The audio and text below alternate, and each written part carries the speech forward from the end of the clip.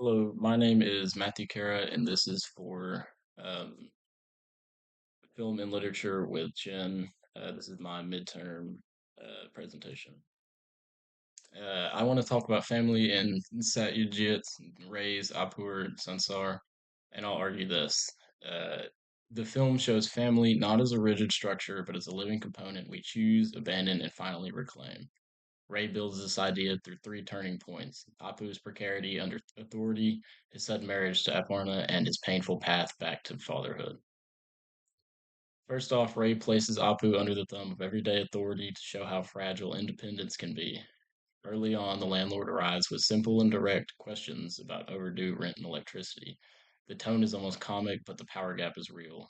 The man who calls Apu educated also reminds him he can be replaced by a new lodger.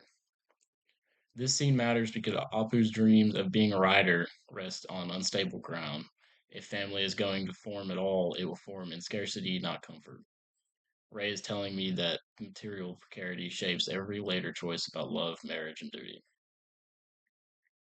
Secondly, friends and relatives do more than influence choices, they create them.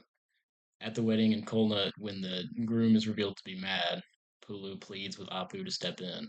The appeal is wrapped in custom and crisis. In the morning, the girl will be unfit for marriage. What begins as social pressure becomes an ethical decision. Apu resists, is this a play? But he consents, and a technical arrangement unexpectedly becomes intimacy. This is Ray's twist. A marriage born from obligation grows into partnership.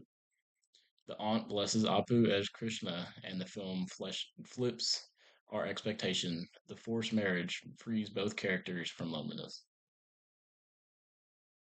Third, Aparna quietly rewrites what marriage means. In their Calcutta room, she jokes about lamenting, but then offers a solution that centers time together. Give up the tutoring student so her poor husband will come home early. She accepts poverty with a direct, startling yes when Apu asks if she can live with a poor man. And she disciplines his romantic self image with practical tenderness. Keep the grocery paid, keep the jewelry safe, write twice a week. Their tram rides, letters, and teasing create a grammar of care. Marriage here isn't status or ritual, it's daily attention. The effect is simple: love turns obligation into choice.